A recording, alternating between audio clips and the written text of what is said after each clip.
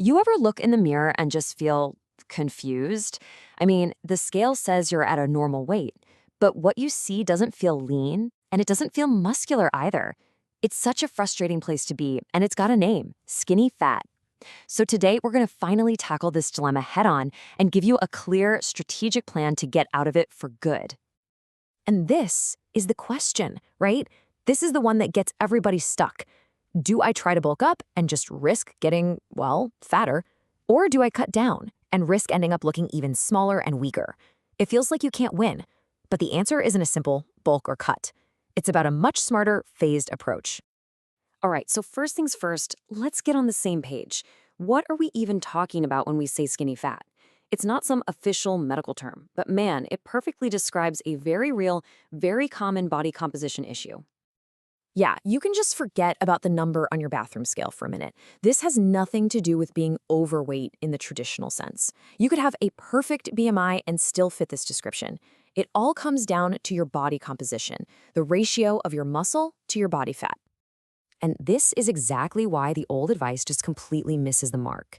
If you go on a traditional bulk, you're probably just going to add more fat and make the problem feel worse. If you try a hard cut, you might just end up a smaller, weaker version of where you started.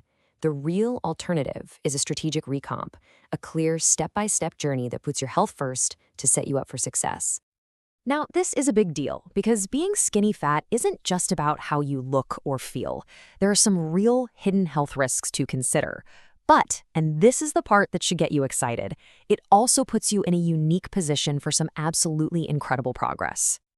And you really need to hear this. Even if your body weight is normal, having a low muscle and high fat is tied to some serious health risks. We're talking about things like insulin resistance and, maybe most importantly, excess visceral fat. That's the dangerous stuff that wraps around your internal organs. So solving this is about way more than just aesthetics. And don't think this is some rare niche issue. It's not. Major health surveys show that a shocking 1 in 4 adults with a normal weight is actually metabolically abnormal. That means a quarter of the people who think they're healthy just because of the number on the scale could actually be dealing with this. Okay, but here's the pivot. Here's the really good news. And honestly, it's a massive opportunity. If this is you, it usually means you're pretty new to serious effective training. And you know what that means? Your body is primed for what we call newbie gains. Your potential to do both at the same time, to build muscle while losing fat, is literally at its peak. It's an amazing position to be in. So how do we tap into that potential? We don't guess. We don't just randomly cut calories or start bulking. We use a clear 3-phase plan that turns all that confusion into confidence and, more importantly, into real, visible results. Let's walk through it. Here's the roadmap. It's a simple, logical progression. First, we prioritize getting a bit leaner. Second, we build and refine right around maintenance calories. And third, once the foundation is set, we can prioritize muscle gain with a smart surplus. The order here is everything. So, phase 1, what's the point? It's not just about looking better. It's strategic. When you drop your body fat with a modest calorie deficit, you improve your body's insulin sensitivity. And what that means in simple terms is you're teaching your body to send nutrients to your muscles to be used for growth, instead of just storing them as fat. You're basically prepping the soil for amazing muscle growth later on. Then, once you're in that leaner, healthier state, you slide into phase 2, calorie maintenance. This is the sweet spot. This is where the magic of recomposition really happens. Your body has just enough energy to fuel awesome workouts and build new muscle, but not so much that you start packing on the fat again.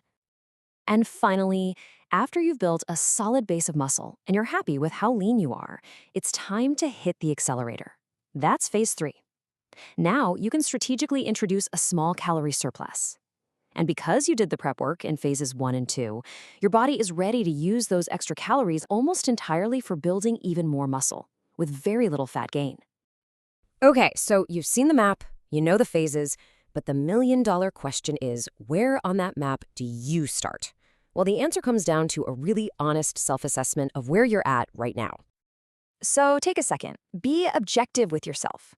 When you look at your physique, what's the dominant characteristic? Do you feel like the higher body fat is the main thing you want to address? Is getting leaner your #1 priority? If you're nodding your head yes to that, then you have your answer. No more confusion. Your journey starts at the very beginning with phase 1.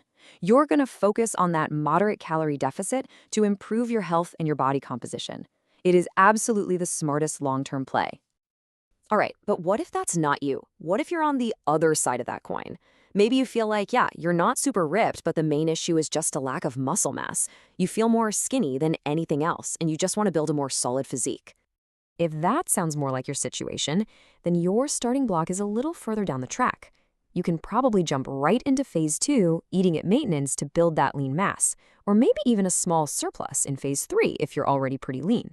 It's all about picking the right tool for your specific job. So let's wrap this all up. The strategy is actually pretty simple. Phase 1 gets you lean and healthy, improving your muscle building potential. Phase 2 is where you build that foundation without adding unwanted fat. Phase 3 is when you accelerate those gains. But the most important piece of the puzzle is knowing your starting point. Are you more fat than skinny or more skinny than fat? Your answer to that question tells you exactly what to do next. And really, that's what this is all about. This whole skinny-fat dilemma, it's not a dead end. It's not a curse. It's just a starting line. And with the right strategy, you can take control and start investing in the single most important project you'll ever have. So the only question left is, where do you want that journey to take you?